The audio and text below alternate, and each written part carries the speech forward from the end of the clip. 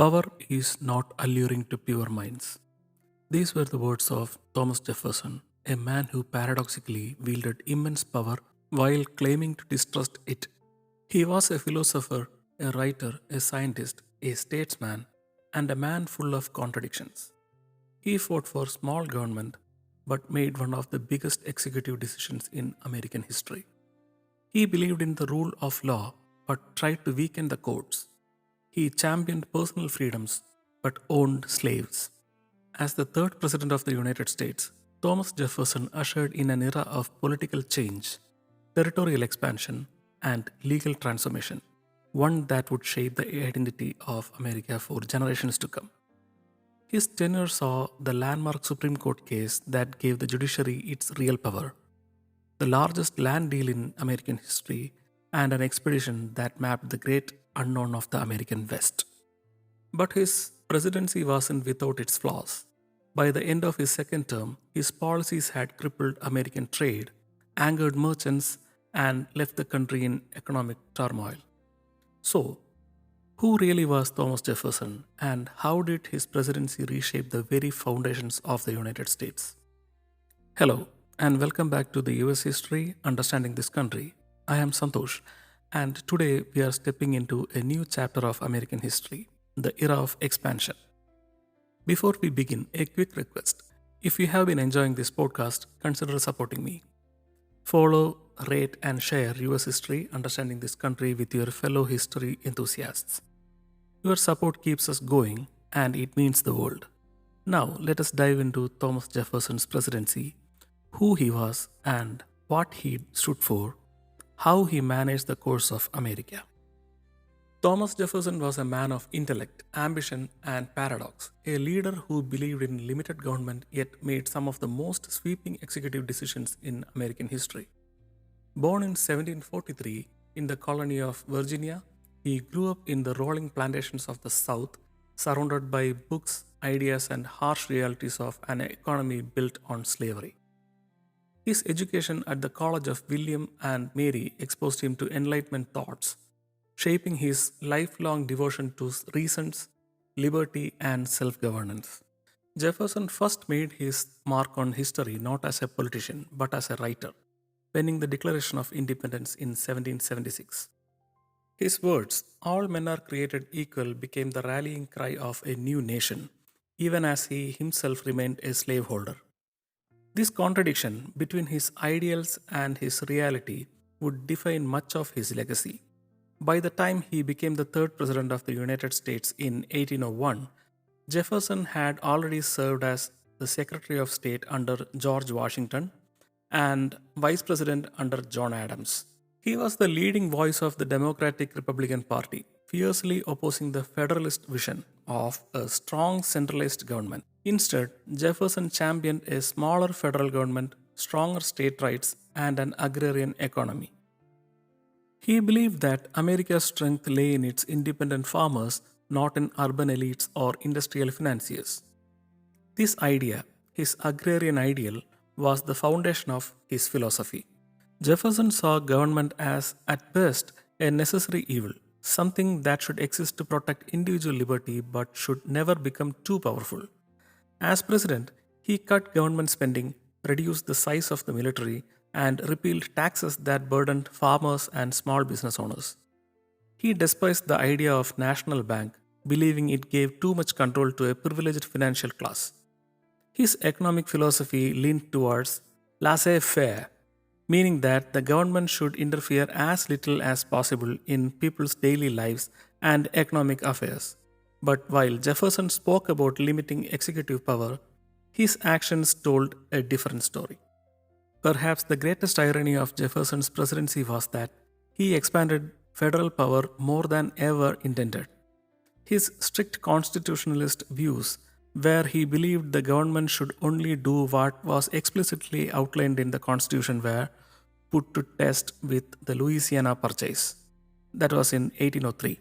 The Constitution did not give the president clear authority to buy new land, but when Napoleon offered the vast Louisiana territory at an unbeatable price, Jefferson seized the opportunity. It doubled the size of the United States overnight. But in doing so, Jefferson had abandoned his own principles about limited government power. This wasn't the only contradiction in his leadership. He criticized Federalist policies of expanding executive authority. Yet, he sent US Navy forces to fight Barbary pirates in Mediterranean without congressional approval. He opposed government interference in economy, yet later in his presidency, he signed the Embargo Act, which completely cut off American trade with foreign nations, a policy that backfired and devastated American merchants. He promoted the idea of personal liberty, yet he owned hundreds of enslaved people and never freed most of them, even in his will. Jefferson then was not a man of simple consistency. He was an idealist who made pragmatic choices, sometimes contradicting his own beliefs for what he thought was the greater good. His presidency would shape the nation's expansion and legal system, but it would also expose the limitations of his vision. With that foundation set, let's move to his first great battle in office, the fight over the midnight judges and the case that changed Supreme Court forever. Thomas Jefferson entered presidency in 1801 with a clear mission to dismantle Federalist influences and reshape the government in his Republican image. But before he even set foot in the White House, his predecessor, John Adams, pulled one last political maneuver that would haunt Jefferson's presidency and shape American law forever. The election of 1800 had been a bitter one, marking the first true power shift between political parties in US history. The Federalists, led by John Adams and Alexander Hamilton, were losing ground to Jefferson's Democratic Republicans, who championed states' rights and a limited federal government. The Federalists saw the writing on the wall. Their influence was fading, and the incoming administration was poised to erase their legacy. In a desperate move to preserve Federalist control over at least one branch of the government, Adams and his allies in Congress passed the Judiciary Act of 1801, which expanded federal courts and created a new judgeship. Then, in the final hours of his presidency, literally on his last night in office, Adams appointed 16 new Federalist judges and 42 justices of peace. These last minute appointees became known as the Midnight Judges. For Adams, this was a strategic way to lock in Federalist power in the judiciary, even after losing the presidency. But for Jefferson, it was a direct attack on democracy and an attempt by a defeated party to manipulate the system before handing over the power. As soon as Jefferson took office, he and his Secretary of State, James Madison, refused to deliver the official commissions to some of the new judges. Without these commissions, the appointments weren't legally complete. Jefferson saw this as a way to neutralize Adams' last minute sabotage. If the judges never received their paperwork, they couldn't take their positions. One of these blocked appointees was Federalist judge named William Marbury. Furious that he was denied his position, Marbury took the case to the Supreme Court, suing James Madison for failing to deliver his commission. This lawsuit, known as Marbury v. Madison of 1803, would become the most important Supreme Court case in the US history. At the time, the Supreme Court was still a weak institution. It had never struck down a law before, and many people questioned its real power. But all of that changed with this case. Chief Justice John Marshall, a Federalist and a staunch believer in a strong judiciary, found himself in a difficult position. If the Supreme Court ruled in favor of Marbury and ordered Jefferson's administration to deliver the commission, the president might simply refuse to obey, exposing the court's weakness. But if the court ruled in favor of Jefferson and Madison, it would appear to be giving up its authority.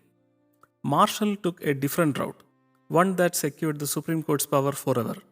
The court ruled that while Marbury had a right to his commission, the law that gave the Supreme Court the power to enforce it, the Judiciary Act of 1789, was actually unconstitutional.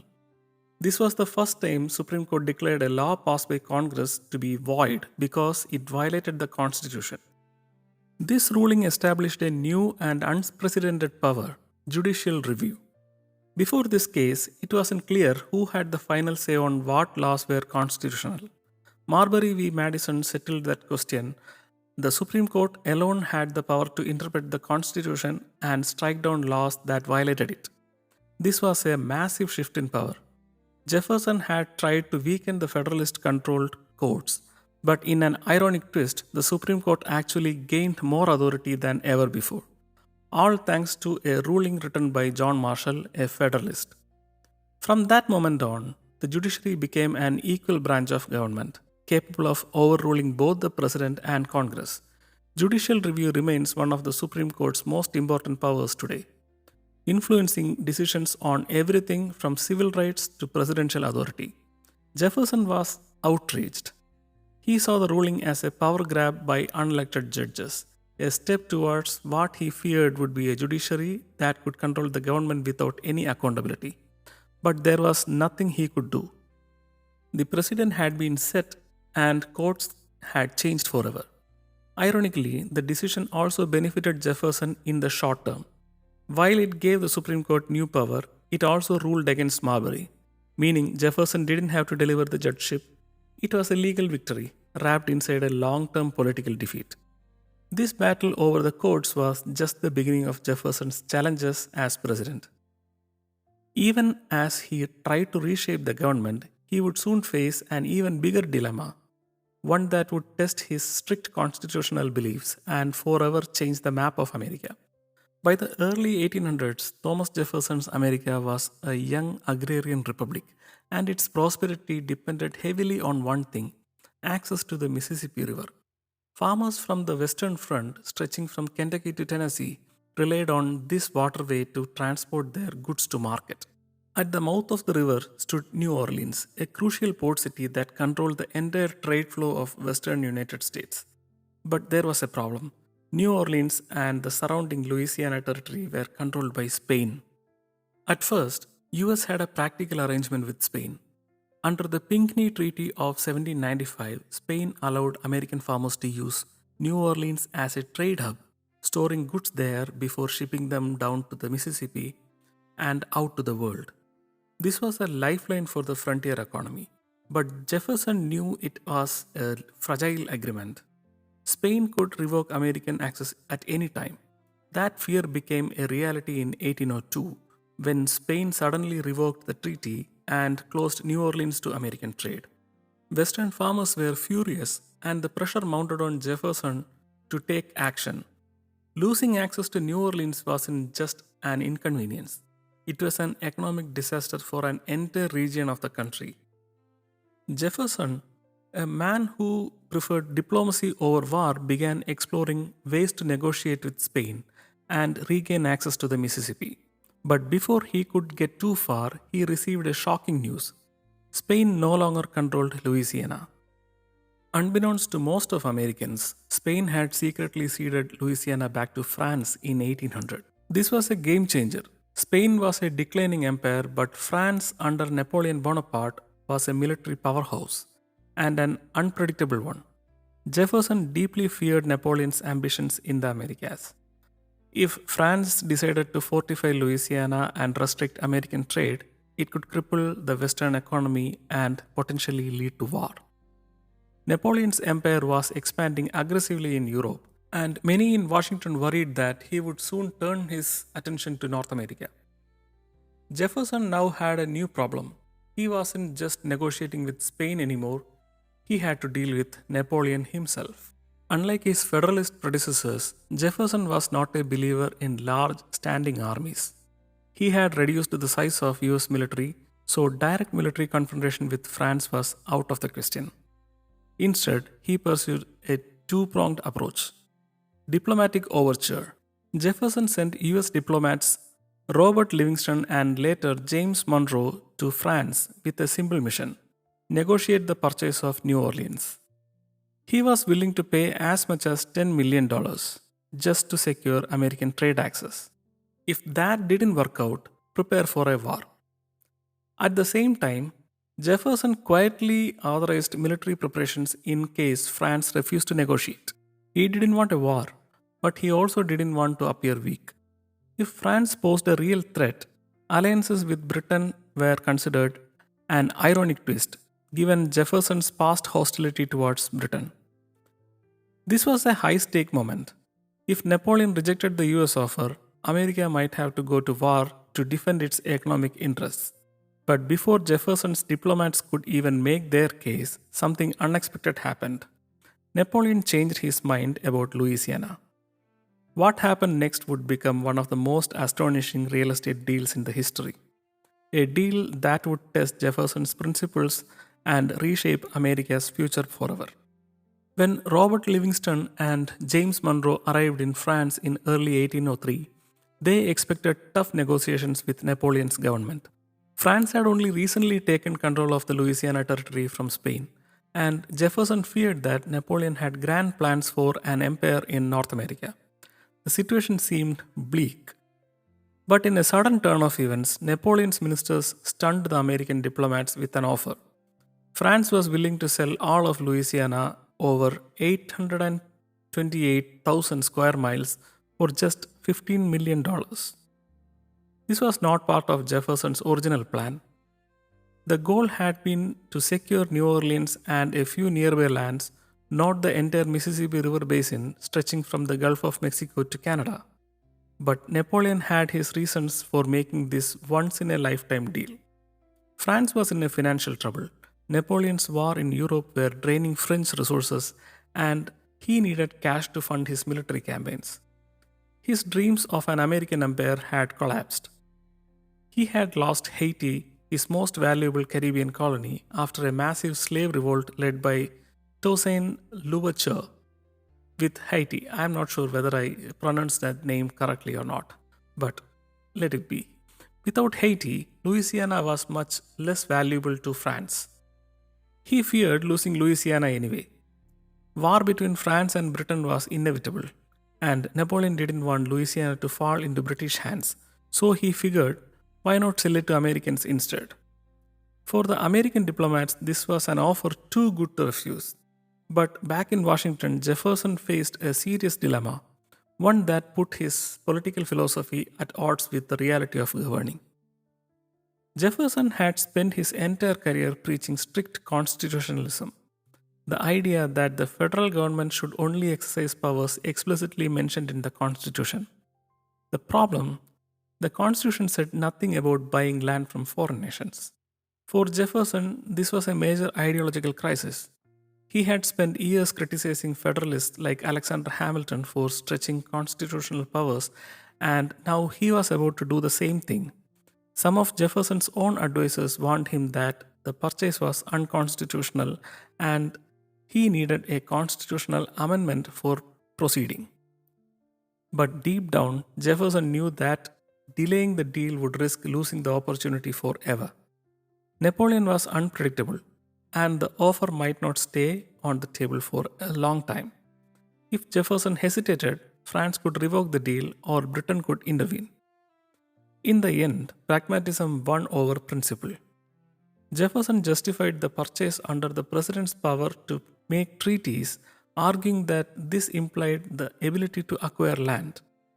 It was a loose interpretation of the Constitution, something Jefferson had always opposed, but he went forward with it anyway. His critics, including former Federalists, mocked him for abandoning his own principles, calling him a hypocrite. But Jefferson saw it differently. This was a once in a lifetime chance to reshape America's future. On April 30th, 1803, the deal was finalized. The United States bought the Louisiana Territory from France for $15 million, roughly 4 cents per acre. The purchase added 828,000 square miles to the nation, stretching from the Mississippi River to the Rocky Mountains, and from the Gulf of Mexico to Canada. It doubled the size of the United States overnight. And this opened the door for westward expansion. At the time, many Americans had no idea what was even in this vast new land, which is why Jefferson immediately authorized an expedition to explore and map the newly acquired territory.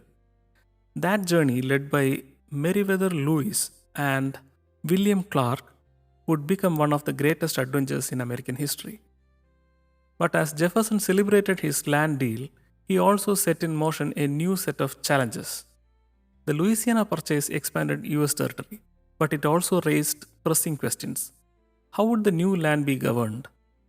Would slavery expand into the new territories? How would Native American tribes react to this sudden change? These were problems for the future. For now, Jefferson had secured the biggest bargain in American history, a deal that would shape the destiny of the United States for generations to come.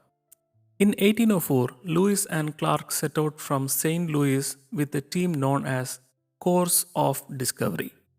Their objectives were clear: map the newly acquired territory and chart a route across the continent, establish trade relationships with Native American tribes and assert US presence, search for a northwest passage, a direct water route to the Pacific, which, spoiler alert, didn't exist, study the land, animals, and plant life, bringing back scientific observations for Jefferson. The journey was treacherous: raging rivers, towering mountains, bitter winters, and the constant unknown. But the greatest challenge was in geography. It was navigating relations with dozens of Native American tribes along the way. Enter Sacagawea, a young Shoshone woman who became one of the expedition's most crucial members. She wasn't originally part of the plan. Lewis and Clark hired her French Canadian husband as a guide, but it was Sacagawea who proved invaluable. As a translator, she helped negotiate with native tribes, especially when securing horses from the Shoshone to cross the Rocky Mountains. As a guide, she helped the explorers navigate unfamiliar terrains. As a diplomatic presence, she eased tensions. A group of armed men traveling with a native woman and her baby was seen less threatening to other tribes. Despite her importance, Sacagawea was never paid for her contributions, unlike her husband. She remained one of the most respected figures in American history, even appearing on US dollar coin. One of the ways Lewis and Clark attempted to establish goodwill with Native American tribes was through Jefferson Peace Medals. Small silver medallions stamped with Jefferson's face on one side and a crossed hands with a tomahawk and a peace pipe on the other. To Americans, these represented friendship and alliance, but to many Native Americans, they symbolized submission. In Native cultures, receiving a gift from another leader often signifies an acknowledgement of authority, meaning that by accepting the medal, tribes were unintentionally recognizing the US dominance over their lands. After 2 years and 8,000 miles, Lewis and Clark reached the Pacific Ocean in 1805. They returned home as national heroes, bringing back detailed maps, scientific discoveries, and reports of vast lands teeming with resources. Though they never found the direct water route to the Pacific, their journey cemented America's claim to the West, setting the stage for future expansions. But Jefferson's presidency wasn't all triumph. While Lewis and Clark were charting new lands, American trade was facing a crisis. Jefferson's next major decision, the Embargo Act, would be one of the biggest mistakes.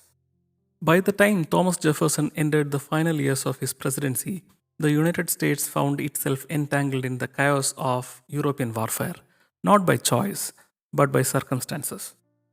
Across the Atlantic, Britain and France were locked in a bitter struggle for dominance, their warships prowling the seas, seizing enemy cargo, and increasingly treating American merchant ships as collateral damage.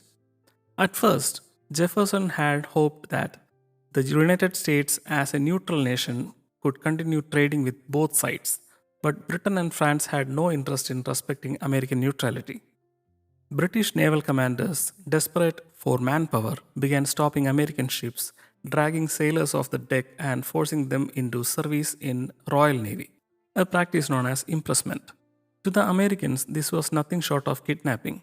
Meanwhile, the French, led by Napoleon, had their own methods of economic warfare, confiscating American goods that they suspected were destined for British shores. Jefferson was faced with an impossible dilemma. To do nothing would make the United States look weak. To go to war would risk everything. He had spent years reducing the size of the military, cutting naval spending, and warning against the dangers of foreign entanglement. War was the last thing he wanted. But there had to be another way.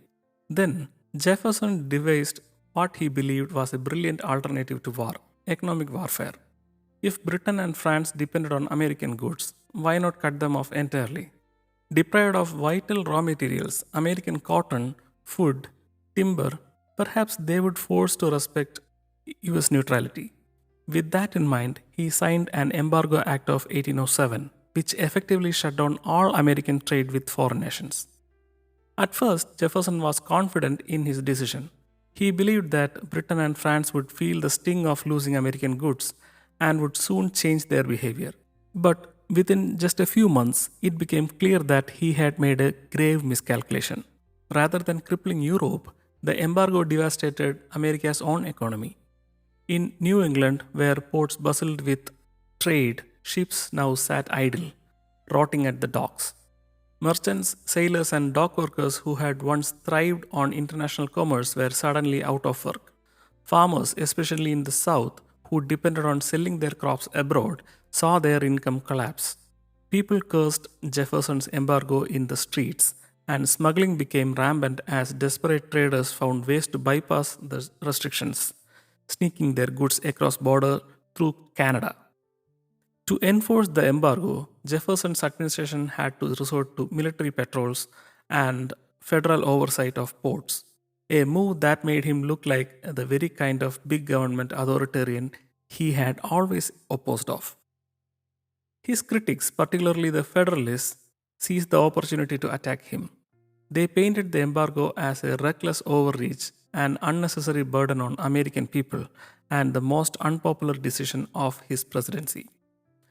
By 1809, it was clear that the embargo had failed spectacularly.